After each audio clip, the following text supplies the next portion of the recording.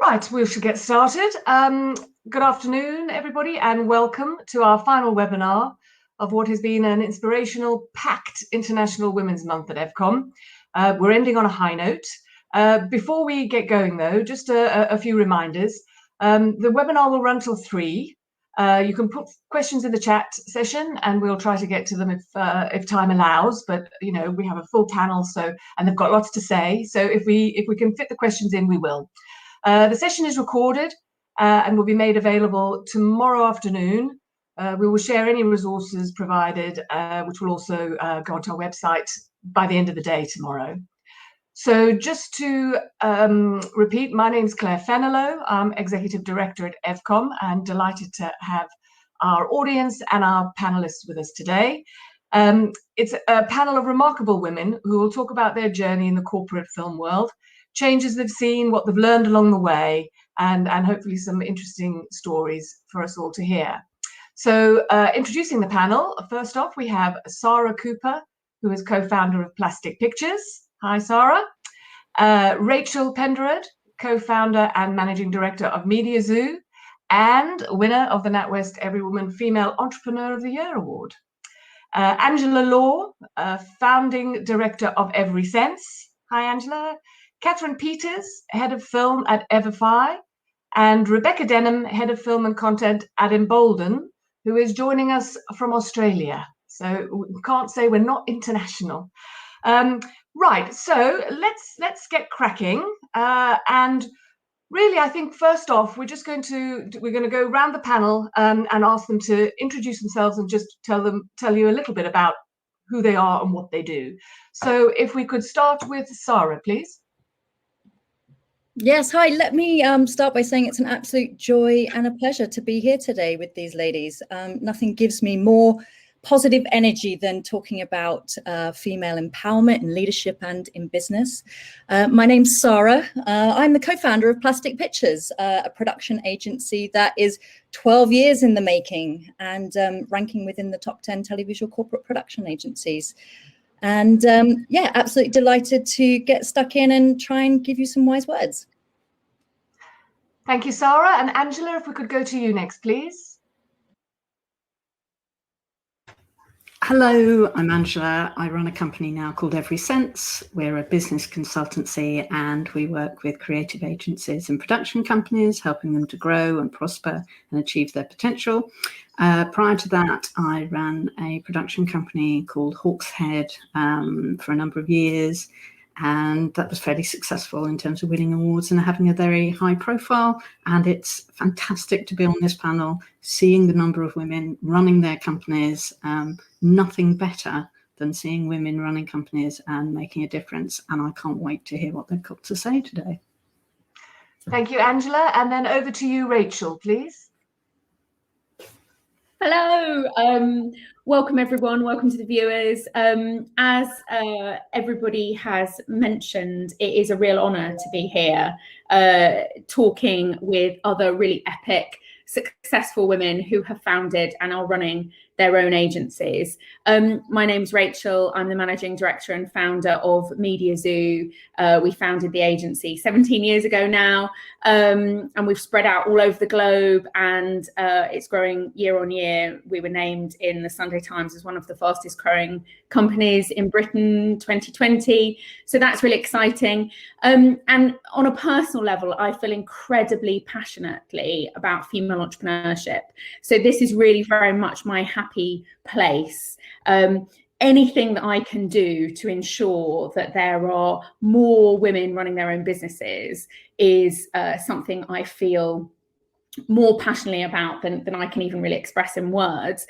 I think the fact that currently my son is still twice as likely to start and run his own business as my daughter is an absolute tragedy. And the fact that only 2% of private equity funding goes to female-led businesses is even more shocking. So whilst obviously we're here to talk about our particular industry, I also have a great passion for female entrepreneurship, and it is wonderful to be here with all of you today.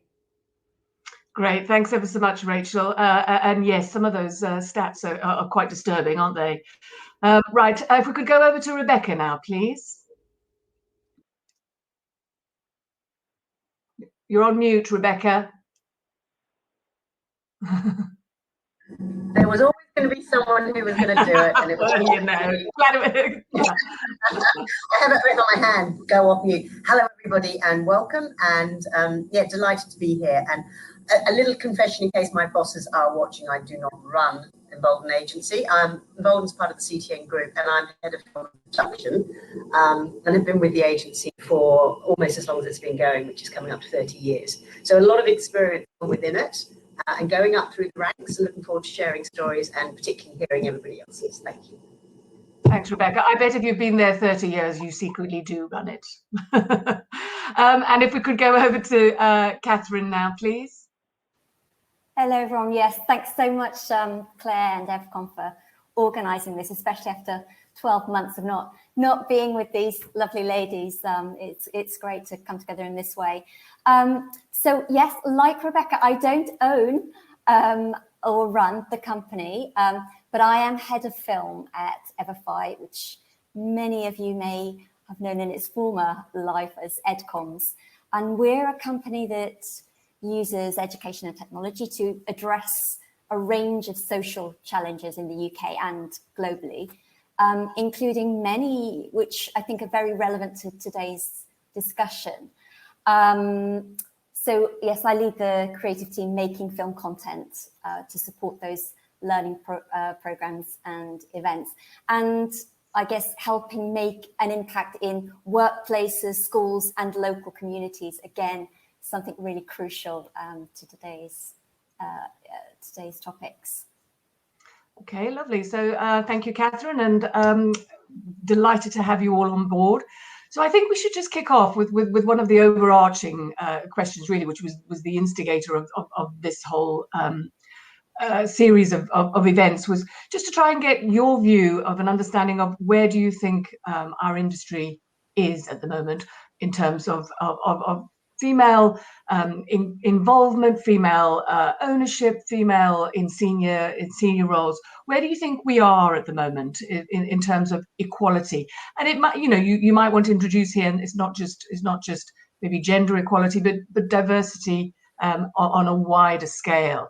So if we can go, maybe Sara, if we can go back to you and start with you on this one, and then we'll go. So just so that you know, we'll go Sara. And then I'll go to Rebecca after that. So just so you know. So Sara? Sure. So I think that we're starting to see changes in front of the cameras, aren't we? With sort of the people that we hero and the stories that we're telling. But is that enough? I mean, taglines and hashtags can only do so much. It's really the decisions that we make every day behind the lens that really start to add up to systemic change. And I think we need to take additional moments to really consider those decisions behind the lens. Despite sort of some progress in front of the lens, just 13% of creative writers, directors, and photographers that are working on above the line master ads are female. I have no idea what the percentages are for our corporate brand film industry. I think we should probably do a study and start to. We should. Need to get Steve Garvey on that, don't we? Exactly. Try and set ourselves some KPIs as an industry. But my 12 years in the industry, I think my feeling is that figure would be much, much lower, not even in double digits. So I think whilst we're starting to take one step forward with diversity in front of the lens, the people that we're casting, the stories that we're telling, I think we're taking 2 steps backwards behind the lens. And for me, there's a couple of practical applications that we've started to do at Plastic Pictures that are starting to address these inequalities. And I think unconscious bias training is one of those. There are 5 biases that we all as humans gravitate towards. And I think until we can start to understand those biases and overcome them and sense check ourselves, we're really not going to be able to progress and move forward as sort of being better colleagues and better humans, really. Screen Skills currently offer a free course, and I've made it mandatory to all of my staff.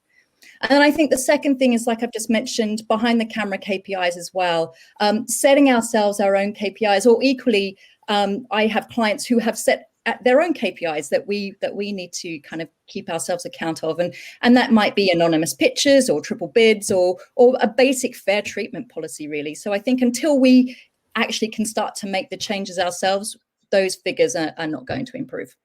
Yeah, quite. And it does help to have supportive clients as well. I think this is really important. Rebecca, and I know you have something to say as well about just the traditional nature of the industry, don't you? Rebecca, after you, we'll come to Angela after Rebecca.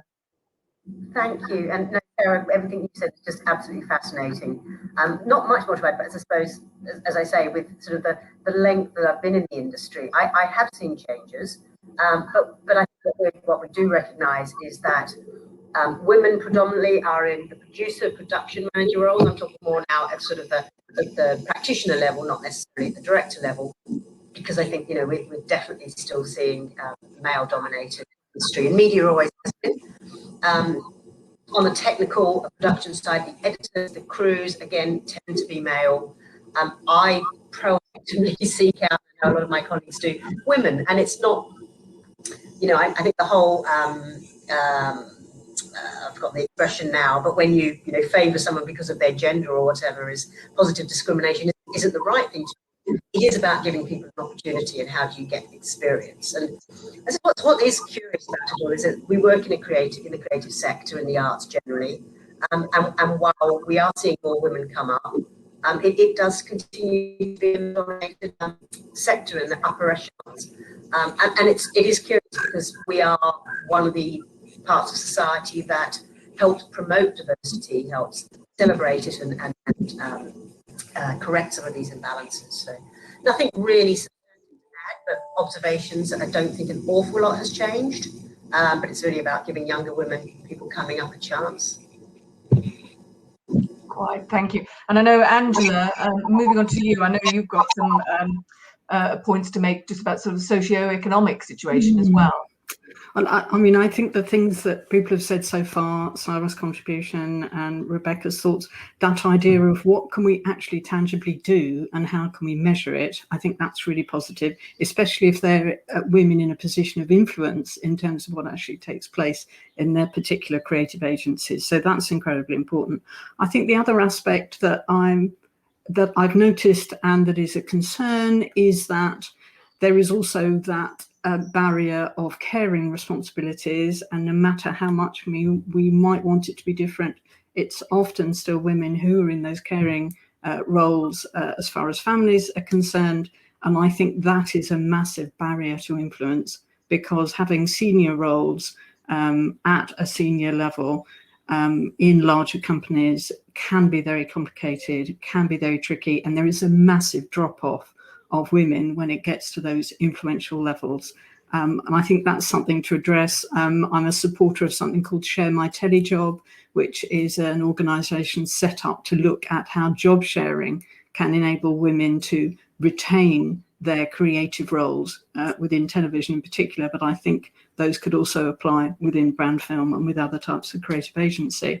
And the other thing I'm really interested in is not just from a point of view of women, although I'm passionate about that, and also other underrepresented groups. I think the area I'm very interested in is the whole socio-economic side of it, because I do think there are vast swathes of this country, as an example, where access to influential roles in marketing, the media and advertising, which is what we're influenced by, are just completely unavailable and inaccessible to really big parts of the country. I've worked as a mentor with Brunel University and Westminster University, and I see those barriers there with those people who could do a fantastic job, but are going to find it difficult for a whole range of reasons. And I think that socio-economic side of it is really important, to have more interesting, relevant and appropriate representation in all our media.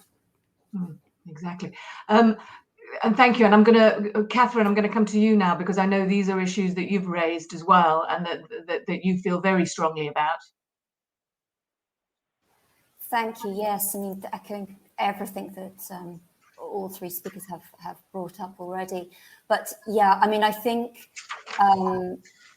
this idea of expectations is extremely important. You know, part of the problem most definitely comes down to misplaced assumptions about roles, lack of expectations, lack of visibility, and quite frankly, to Angela's point about the socioeconomics of this, to lack of opportunities. And those opportunities I'm talking about are from day one of our lives, beginning with literacy in the first couple of years of life, and our ability to articulate interests, to explore, etc., etc.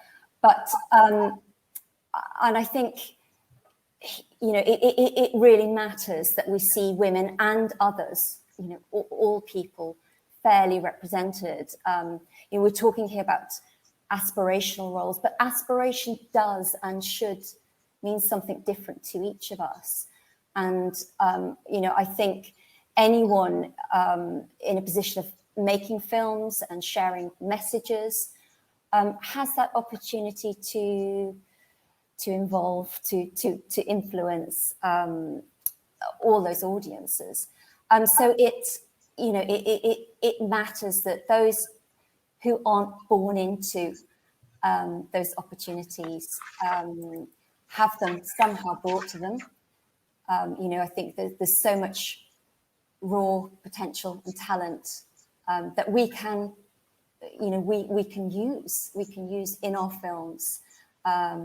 We can work with, we can nurture, and every encounter is an opportunity, and we can be making the leaders of the future, making an impact in that way. So this is where education comes into it, even within our industry. Quite okay. And I think Rachel, you feel that there has been some positive inroads made in just that the way I think women in general are there is a lot more support for one another, and you feel that's a real positive move forward. Yeah, I mean, I certainly think, from speaking from a personal perspective, the additional support and comradeship, as it were, that I have felt from other senior female women has changed dramatically over the last 5 years. So someone like Sara, who would welcome me at any event with open arms, success is not a competitive sport.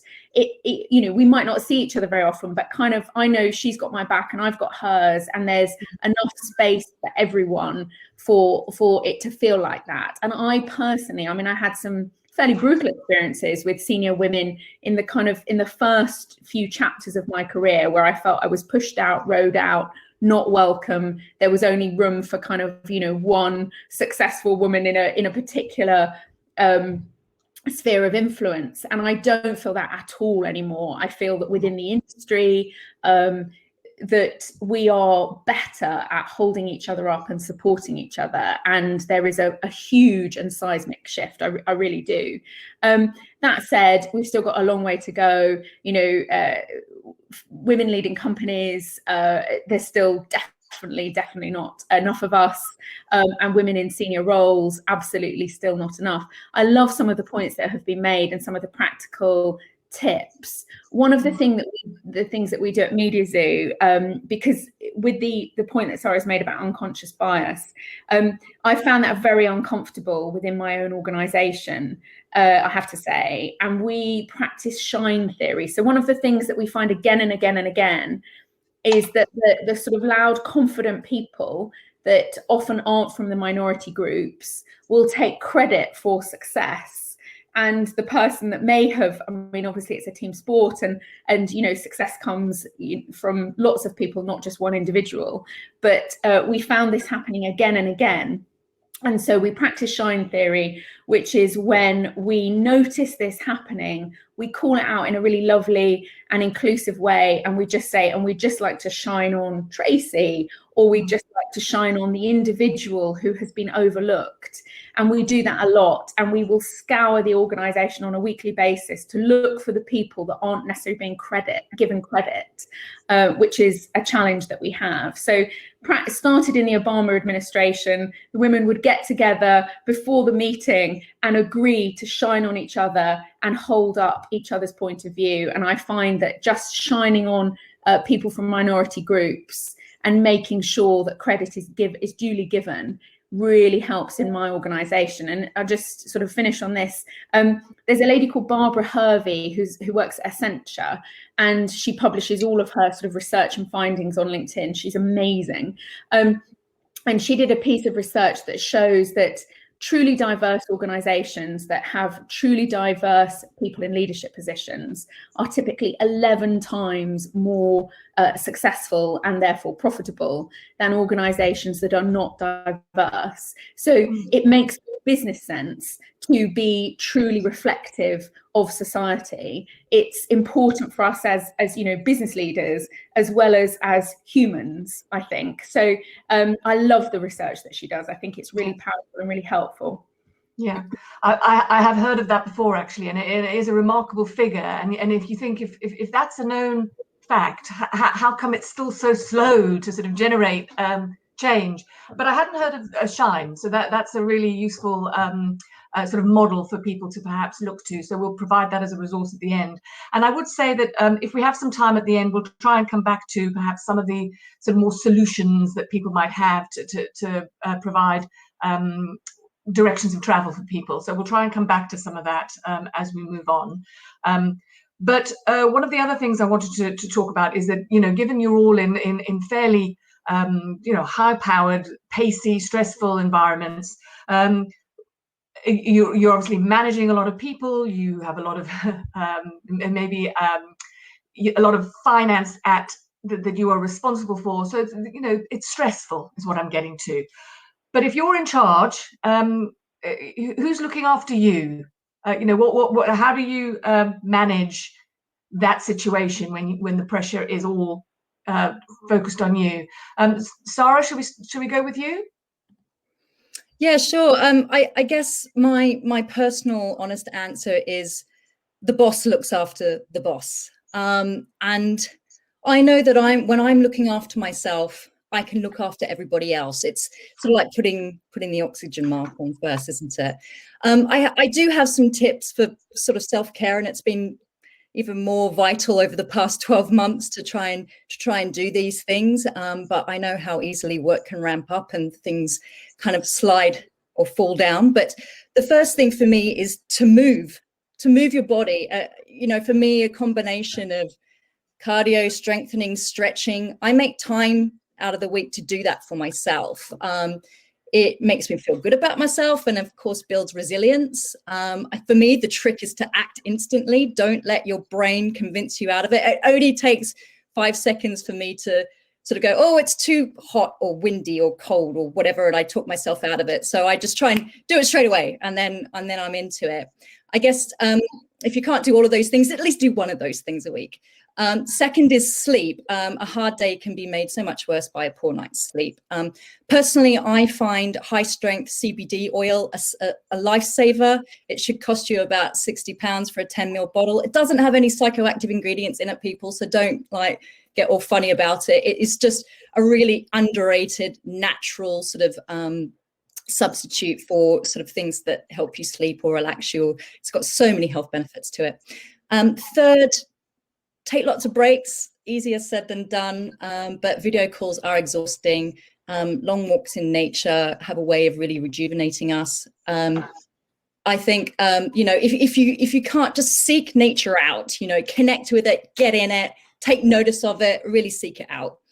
4, and I've got 5 tips, so this is the 4, try and connect with your personal purpose. I kind of went on a journey of discovery not too long ago to try and work out what my personal purpose was, because that really fuels you and gives you energy and can kind of take over your tiredness. And sort of discovering and knowing what your purpose is a way of sort of following your true north when everything around you gets really crazy. And 5, reach out to sort of help out. Every week, make one call to a person that you haven't spoken to in a while. Check in on them. How are they? Really sort of invest in your support network. Nurture it, because I can guarantee on those days that you're not feeling very good or the weight of the world is on your shoulders, a message or text message or someone in return, those people will make those responsibilities feel a lot lighter, and sort of life comes back into perspective. So they would be my top 5 things to try and remember. Okay. Thank you. Sorry, we just lost the camera there for a minute, so that's why I might have looked a bit distracted. I was trying to get the camera back on you. Catherine, could we go to you next, and then Rebecca to follow, please? Sure. I mean, lots of wonderful practical tips there from Sara. I think also it would be honest of me to say that it's sometimes hard to practice what we preach. We work a lot in areas such as, emotional literacy and health and well-being for young people. And it's really interesting for colleagues and myself to see how well we are doing against some of the recommendations and advice that we offer to young people. It can be tough even when we know what's going to help. I have to say, I couldn't do what I do without the support of my family, friends, pets, book group, lots of people, women here, conversations like this, perhaps. And I think possibly, it helps when we're talking about aspiration here today.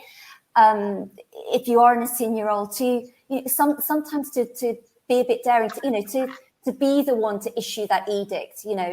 I remember being very grateful during a company meeting when one of the exec team stood up and said, everyone will take a walk between 1 o'clock and 2 o'clock. And we needed that permission, that license. And, everybody taking part in this discussion, I think, is probably in a position where they can offer that kind of permission and positively encourage it. I think also, we're talking about creative industry here. And within any role within that area of work, space, thinking time, breadth of inspiration and exposure to different stimuli makes a difference to our work. It makes all the difference, I would go as far as to say. So even if it's hard to find those moments, and actually, during lockdown, even harder, we've had to look in new places and different places for some of the inspiration. It's really important. It's really important. And I know, there are lots of statistics around productivity and pushing forward. It is not always productive or beneficial to be a multitasker, for example. I think a lot of women, are proud of the fact that they're multitaskers. Sometimes actually turning off some of those tasks gives you the absolute focus you need. And I speak from experience there in what I know to work better. So yeah, and my final tip, I suppose, is turning, like many of us have done in the last 12 months, to some really fantastic lists. Make your own lists, stick to them. They keep the brain ticking, they keep the creativity flowing. Thanks, Catherine. And I know, Rebecca, what your organisation has done is that prime example of the reaching out nature and being inclusive possibly helps everybody. But I love the name of your group. Do you want to just tell us a little bit about that? Yeah, for sure. So when we went to lockdown, and we were obviously all freaking out, and we knew we were going to have to keep in close contact. We're a small knit group. We're very close anyway. We set up something, the boss came up with something actually, and we called it Fortitude. Twice a week we would have our team meeting. It was actually twice as many, well, certainly we had a weekly meeting before then, and sometimes we'd miss it because we'd be busy, but now it's twice a week we will get together for 45 minutes to an hour, and we called the meeting Fortitude. And I don't know, those of you who know, we're in St Martin's Lane, and outside is the statue of Edith Cavell, a fantastic World War I hero, nurse. And Fortitude is on one of the corners of her, it's a cornerstone, in fact, of her statue. So we have the Fortitude meeting. And, more than a year on now, we're still doing it twice a week. And there is just something very, very lovely and symbolic about calling it Fortitude, that it is, we are living through very strange times. Because we've now developed into practices that will become the norm, and the good stuff, certainly. And I hope fortitude will always be part of that. I had the benefit, and as you mentioned, when I came to Australia in May to be with my Australian family, but I've been able to work here. And okay, I'm doing late shifts, but something we haven't talked about, but I know everybody's been affected by this, is this opportunity, as well as the challenge of being able to work our own hours largely. So much more. I mean, yes, the work-life balance, the family and juggling is going to be as difficult as ever. For my female colleagues who've got children, they're the ones that the homeschooling has fallen to, as well as the full-time job. So, okay, not so easy. But there certainly has been that recognition that I think a lot of us have always felt in our industry. I can work from home sometimes if I have to do a creative pitch or a budget, or I might work in the evening to take the morning off. All the things that perhaps before were frowned on, are you really working, is the norm. And so, yes, there have been challenges of who looks after us, but I found there's been, in some ways, there's been more acceptance and willingness for each of us to find a route for ourselves, our colleagues, our bosses. Certainly my experience have been more, much more supportive and understanding and willing for us to trust each other to do that. So a kind of positive, the challenges of being faced.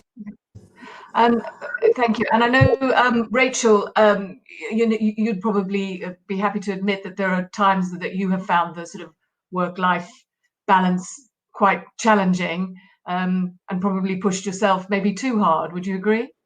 Yeah, I mean, I love the point that Rebecca's just made. And I certainly think from, in terms of sacrifices that I have made and mistakes that I have made, and that journey that we're on, I certainly think that I subscribe to a view of what a strong, successful woman should look like and behave like, which I now am letting go of, thank God. Oh, thank goodness. And it's things like, being the last person on the shoot, always missing bedtime, not getting home to see my children in the evening, assuming that I wouldn't get home to see my children in the evening.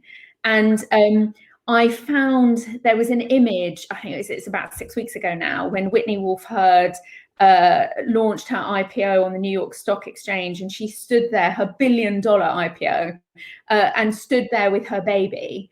And it was such a powerful and amazing image. And I loved it, because within that image, there was, for people like me, a kind of permission to say exactly what Rebecca has been talking about, which is I can work whenever I want, from wherever I like. Lockdown has helped accelerate that.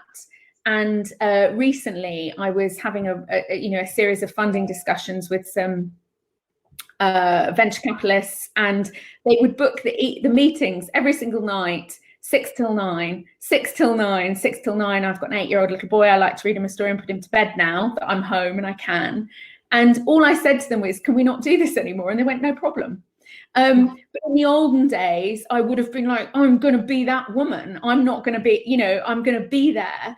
And poor me, really, because, my children suffered, and it was it's old-fashioned, outdated way of thinking. Of course, I can just say what I need and live the life I want to, and encourage the epic women that work with me to do the same. And I have to say, certainly in my organisation, there's a lot of men putting the kids to bed and wanting meetings not to be put in at that time either.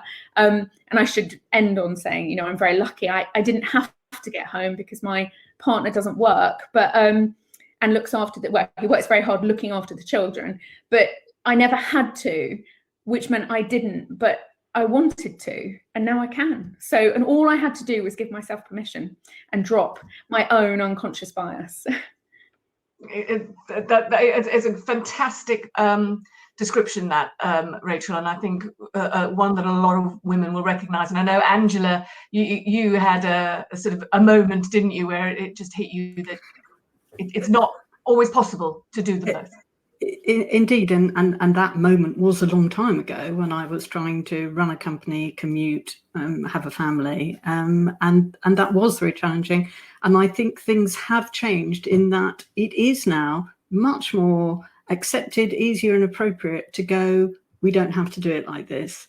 And I think that's been a change over the last few years, and it's a massive opportunity now. The one thing I was reflecting when everybody was talking just now was that my personal experience was that I ended up in a situation where working for a large company where I had a senior role and I had expectations on me was harder than my going, do you know what, I'm going to be in charge of my own destiny. And it just makes me wonder, in terms of the people listening to this podcast, that potentially saying to them, do you know what, get to a point or make that decision, make that jump to be in charge of your own destiny, so that you don't have to be necessarily, you can then carve it out in the way that Rachel or Sara has been talking about, rather than necessarily having to bend yourself out of shape to suit other people's requirements. And I think we can see that happening in lots of other industries where women have ended up going, oh, actually, do you know what? I think I'm going to write the screenplay and produce the film rather than be the actor, because then I can be in charge. And I think that is an interesting way to think about it, and it might be a way to go. And I also wonder if, the fact that a lot of women are having children possibly later, so you are more confident, you're more mature, and you can perhaps be a bit firmer about putting your foot down, because I know I certainly was. And I think, then being that person that other people can see doing that really makes a difference. I think as we talked about at the very beginning of this conversation, having role models and having somebody already there in your environment, having behaved a certain way, gives you the permission, Rachel, that you talked about, gives you the permission to do certain things. And I think that's really, really important. And that's why all of you being so visible makes a big difference. On that point, though, you're very visible. You all seem supremely confident. But I suppose my next question is, do any of you ever suffer from a crisis of confidence? And if so, how do you deal with it? So, Rebecca, should we go to you? How do you, or have you overcome? Absolutely. And look, I know we talked in preamble about imposter syndrome, which is something I had never heard of that. But gosh, when I did in my late 30s, and I heard it because I was interviewing women in business, a Women in European Business Conference, an opening video, and I was interviewing some fascinating women about it, and somebody mentioned this thing called imposter syndrome. I thought, oh my God, that's what my 20s was about. And I didn't have it by the time I heard it, but I certainly recognized it. And I have 12 wonderful nieces, and it's something we talk about. And I just want them to, men probably have it too, but women definitely. I think the more you name it and you can handle it, and you can, in part, try and get rid of it. Crisis of confidence, yeah, I think, I started off my career, and the less I knew as a journalist in an international newsroom, and big egos, and so you just sort of toughed it out and patted it. But it wasn't. I'm glad now it's been replaced with something a bit more solid, where I can admit my underconfidence when it's there, and not feel it's something I have to bluster through. Yeah, I won't add any more. I'm sure others have got things to add. Rachel, for you, it's all about just increasing confidence as you've gone through your career and aged a little. I have to say, the best thing about aging is increased confidence from my perspective. So definitely, as a young woman, I was frightened of everything. I really struggled with confidence, and to the point when I was at university, I was mute for a while. I was so lacking in confidence that I had to write everything down. And my friends laugh about the fact that they used to have to read out my answers in science fiction and feminism because I was too scared to speak. And that went on for a long time for me. And when I first got a job at the BBC, I really struggled just to speak in meetings. And what I have found is every time you do something, the first time you do it is very frightening, but the second time it's far less frightening, and the third time it's not frightening at all.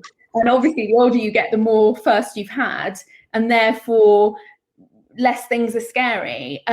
For me, again, the first decade of running Media Zoo, I think I felt like I was having a panic attack every day. I didn't notice how nervous I was until it disappeared. I remember sort of driving into the car park and just every day I felt like this. And then one day it was gone. And certainly for me, the experience has been the last 7 years, I have felt happy and confident and, you know, relaxed in my own skin and all of that sort of fear. And I think Rebecca articulated something similar. That's what I was hearing, which is it's kind of petrifying for about a decade in the middle there, where you're sort of, you're working it out as you go along, and then suddenly you know what you're doing. And I feel like a completely different human being, and that has been time. And I don't think she's very fashionable anymore, but there's a lady called Susan Jeffers who always says, feel the fear and do it anyway. And that has always been my experience. However much you think you're gonna, you know, choke on the fear or the terror of doing something, just do it, and then the next time it's not scary anymore. And, you know, my heart goes out to all the women that feel today like I felt a decade ago, because all I can say is from my experience, it falls away, and everything gets a lot more joyful and easy with age. It's one of the good bits of aging. I agree. And I also think, you know, I was always quite bolshy when I was younger as well. And as I've got older, it means I'm allowed to be bolshy without anybody telling me I should keep quiet. So there's a few advantages to age. Angela, can we go on to you now? Because I know you've talked a little about confidence, but then also we wanted to sort of move it on to, you know, do any of you feel that luck has had anything to do with your success or your career? I'm always fascinated by luck, because people often use that phrase, oh, you're so lucky. And I kind of think, really? That's an interesting point, isn't it? Because, you know, in a way, I'm not sure if I do suffer from the imposter syndrome thing. I think I was sorry, but that comes down to an element of fortune in terms of how I was brought up. I had a mother who was a working career woman. She always said, just do the best you can. That's great. And that's hopefully what I carried on doing. So I don't have that imposter kind of feeling. I do think there's an incredibly positive role for everybody to mentor other people. And in effect, that's that idea. I had a fantastic mentor in my first job in publishing, and he totally lived up to the kind of idea that a mentor is somebody who has more confidence in you than you have in yourself. And certainly in my job with EVERFI, where we're working either with leaders of companies and giving them support, or we're working with some of their teams, that idea of being able to support them and encourage them and say, look, what a great job you're doing. And to put that in some kind of perspective, I do like the phrase, we're mostly in PR, not ER. Yes, I want to do a great job. I want to run a great company, make great programs. Not sure anybody's going to die if I get it wrong. So that's the kind of level, a baseline level for me. Let's have a sense of perspective about it.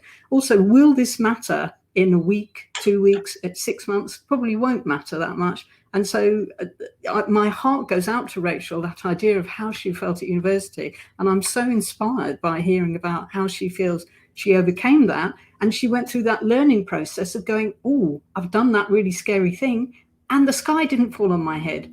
So maybe I could do another scary thing and the sky won't fall on my head. So that, and I think there's a fair amount of stats to say that, again, generalization, men are much better at this than women. If you advertise a job, then men will look at the job description and go, I don't meet all those criteria, but I'll give it a go. Whereas there's a fair amount of good evidence that says a woman will look at the job description and go, oh, I don't meet that criteria, therefore I better not go for it. And there was a recent example in an advertising agency where they wanted to increase diversity, and they advertised for a finance director, and they got virtually no female applicants. So they re-advertised it as an assistant financial director, but with the same job description, and they got loads of applicants from women. And I think that's a very specific real world example of how we tend to think about ourselves, and for all sorts of very embedded cultural reasons, which I'm really glad we're now starting to talk about as a whole culture, that needs to change in order for people to feel able to go, yeah, I could do that, give me a shot. I'll make as good a job of it as anybody else. Why wouldn't I? I was once given some very good advice about writing one's CV, in that apparently women, senior women, when they write their CV, they often refer to we, because they're talking about, you know, collectively, the company. We did this, we did that, we did the other. And I got my hand slapped by saying, was it we or was it you? Did you do that? Because if you did it, you have to say I did this, I did that, I did the other. Because apparently, even in those situations where there's no names and it's all anonymized, people can tell if the applicant is a male or a female, because men say I, and women say we. So it's interesting. You know, one of the mantras that people can put out every so often is, you know, fake it till you make it, which is another way of sort of masking things, really. And I know, Sara, I put this to you, and you were like, oh no. So what's your response to that? Yeah, it's pretty short and sharp, actually. I kind of never fake it to me. It's okay to kind of tap dance your way through things, but never fake it, because I think when you're being your natural, authentic self, it's far more convincing. And I learned that the hard way when I started Plastic Pictures. I was trying to be this stereotypical leader, probably more sort of hard-nosed and aggressive than I really needed to be, because I was trying to live up to a male stereotype of what a leader should be. And it wasn't until someone very close to me actually said, you know, Sara, I've realized that when I see you at work, you're so different to how you are when you're naturally around me, etc. I think if you were just more yourself, you'd do so much better. And at the time, I took that pretty personally, but I dwelled on it for quite some time, and obviously didn't take it out on that person who told it to me, who said that to me, who gave me those home truths. But it's for me, that was true. As soon as I started being my natural, authentic self, everything became so much better. The imposter syndrome faded away. And I really kind of overcame that. And yeah, it's okay to wing it and tap dance. And, you know, a lot of that comes through experience of being able to get through those situations, but I never fake it. I'm just myself. And if somebody's not happy with that, then they shouldn't really be collaborating with me. Or the other thing is, I don't care. Mm-hmm. And you also feel quite strongly about the luck issue as well, don't you? That you feel your mantra is work hard, be kind, and that should do it. Yeah, I mean, the luck thing, I was lucky to be born into, you know, a middle class family with supportive parents. You know, I was lucky to have a pretty decent education. But I think when it comes to business, I'm not entirely sure I believe in luck, especially not in our business, because you're sort of only as good as your last piece of work, really. But I'm fairly convinced that our success can be defined by the simple notion of work hard and be kind. Thank you. Catherine, I think you feel along similar lines, don't you, around the luck to a certain extent comes down to who you've had in your life, you know, who has supported you along the way. Absolutely. And yeah, and it's therefore our responsibility, particularly to help those who don't have that around them. I think in the workplace, you know, sense of belonging is very important here. You know, we talk about bringing or feeling able to bring your whole self to work when you want, when you choose, when that's helpful. And we have lots of affinity groups. So, you know, to create that sense of belonging, and I think that makes a difference. That whoever you are, there's a mutual support available, and I think that increases confidence. You know, I love Rachel's earlier point about shining the light on people where credit is due, and that recognition is hugely important. But in terms of luck, faking it, etc., you know, we don't learn by pretending. You know, we learn by allowing ourselves to put our hands up and say, I have a question, I don't know. And actually, you know, that can and should be more empowering to us. I agree with Sara, hard work is also extremely important. And in our industry, dogged determination. One of my mentors, I remember always saying, if a producer isn't in control, you're in trouble. And sometimes, you need to know what you want to achieve, and work out how you're going to achieve that. I'm talking about that in terms of what we want our films to be doing. It can be like getting blood out of a stone sometimes, but we find a way. So I think all of these points around luck, confidence, faking it are interlinked in a way. We need to be able to seize opportunities. Absolutely. Thanks, Catherine. I'm conscious a little of time. We've got about 10 minutes left. And what I want to make sure we get to is some of these, the conversations around, the advice you've been given, who you've had inspiration from, and who supported you, because I think this is the kind of stuff that's really helpful for people, just to sort of guide them to go in search of their own inspirations and help. So if it's okay, I'm going to sort of I'm going to go to everybody for these next questions, just because I'm really interested in getting all your answers out on this one. So I suppose if we could start with this one, the best advice you've ever been given. So we'll go Rachel, then Sara, Rebecca, Angela, Catherine. So Rebecca, best advice you've ever been given. Rachel, you want to go first? Oh, okay, it's me. Sorry, wrong way around. That's all right. Do you want me to go then? I'll go quickly because we haven't got very long. The author Kathleen Tesserow, who got a £1 million advance for her first novel, Elegance, told me, do not be discouraged. And it's so simple, but she said, in the darkest hours, when you don't think you can do it anymore, when you've cold called someone 100 times or you've tried and failed, just remember. And she had tried to write so many times before she got published. And do not be discouraged is quite simply the best advice I've ever been given. It's really good. It's short and snappy as well, isn't it? Just to add here, you also mentioned, and we'll include this in the resources, Karen Pepper, Chief of Staff at Amazon, which is around building and scaling a business. So obviously that was really important for you. So we'll include that in the resource notes. Sara, advice.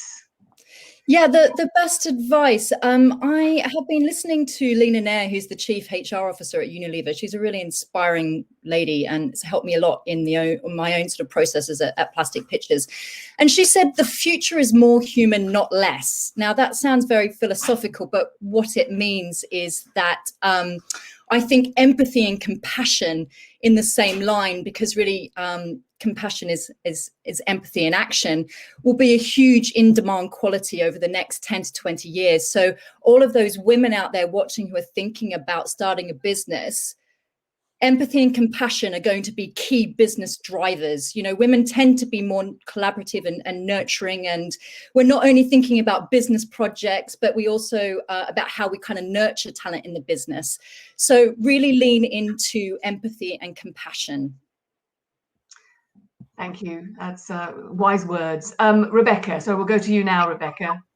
Thank you for giving me catch-up time. So it's a sort of two-sided one, because one of the questions we talked about in the preamble was mistakes that we've made, things we've learned, and so the flip side of that is probably the advice. And the thing that I learned was that I judged people who weren't as fast as me or did things in the same way as me and didn't sort of keep up with my frenetic pace. And I realised that actually we all have very different routes and very different ways, and we'll all get there in the end. And actually, of course, there is great strength in the diversity of the different ways of doing things. The practical thing I'd like to share, and I don't know if anybody else knows Rennie Carriol and his theory of spike. It's particularly pertinent to doing appraisals for staff, where traditionally you would go in and you would look for what the weak points were, but where the strengths were. and everyone would come away and all they'd be hearing in their ears were the weak points. His point is that we've all got weak points, but we've also got strengths, spikes. Let's just forget about the weak points and focus on everyone's spikes. Everyone has got a spike, something they're really good at. It's like to be very different to everybody else's. And if we just hone and develop each other's spikes and we let the other stuff go away, unless it's really, aberrant behavior and damaging, just let it go, because none of us can be perfect. We're not in the workplace to become these perfect beings that exist. So I really like this idea of focusing on our spikes, and it's a sort of the benefit of diversity by letting everybody shine. Yeah, that's an interesting one. I'm not familiar with that, I'm afraid. Angela, how about you? I was just pondering there some really interesting and helpful contributions there. I love the thing about spikes and that idea of playing to your strengths. I work with leaders of companies, and they sometimes spend quite a bit of time focusing on what their teams can't do and how to address those weaknesses, rather than to say, actually, they're brilliant at this, so how can we amplify them to do more of that and not have to do that stuff instead. So I really appreciate that. In a business sense, I had some advice fairly early on to look at the areas that were perhaps less popular, less sexy, more specialist. And I remember when I was running the company, the production company, I decided to specialise in education and training, and that led to a lot of government work. And some of my peers at the time said, "Oh, you must be mad. That's going to be endless pitches and whatever." Well, it was endless pitches, but it was endlessly very large contracts that we won consistently again and again. So that idea of going deep and narrow rather than broad and shallow, I think from a business point of view can be really helpful. And from a personal point of view, I totally agree with what people have said about not being afraid to ask questions. If there isn't a solution, it's because you don't have a piece of information. So ask some questions. And my other top tip would be to say to somebody, if you want to get some advice from somebody or to connect with somebody, send them a message that says, "I'm asking for your insight." It's irresistible. It's catnip. Who doesn't want to be asked for their insight? And so therefore, that would be my top tip as to kind of how to engage other people and ask and think about the people you really admire and want to emulate and say, how can I talk to them? I would suggest you say, I'm looking for your insight. It works quite often. I'm going to take that one. Right, Catherine, be bold and brave, it says here. Be bold and brave, and sorry, I'll have to be pithy given the time, but yeah, we haven't really spoken about the kind of arc of our lives and the arc of our careers, and I think particularly with, we've spoken about flexibility. We need different things at different times. I think we've all learned this year that there are alternative ways. There are different ways we can be considering everything from working hours to what we do. So I think always question, always believe that there's a different way if a certain way isn't working for you. And yeah, don't let yourself be pigeonholed. I'm hoping there are lots of people watching from the freelance community, of which I was one for many, many years as a director. And yeah, really important when you can, before responsibility grows, to try out as much as you can, and yeah, not be scared, and be open to random inspiration. It's invaluable. Yeah. Okay. Now, I am aware that we've only got a few more minutes, and we haven't covered nearly half the ground I was hoping to cover, which is just such a shame. So, one of the things we had asked you to look at was if you had a time machine and you could go back for 5 minutes and tell yourself, your younger self, some key things. Can we just swiftly go around the group as to what some of those things might be that you would have told yourself however many years ago? Sara, what would you say to you sometime back? Sure. Slow down. I have a really strong bias to want to expedite everything that I do. I'll have a big idea and boom, I want it done next week. But the point is not the destination. The point is the journey. So slow down, be patient with your career, and remember the long-term goal. Fantastic. Angela, you next.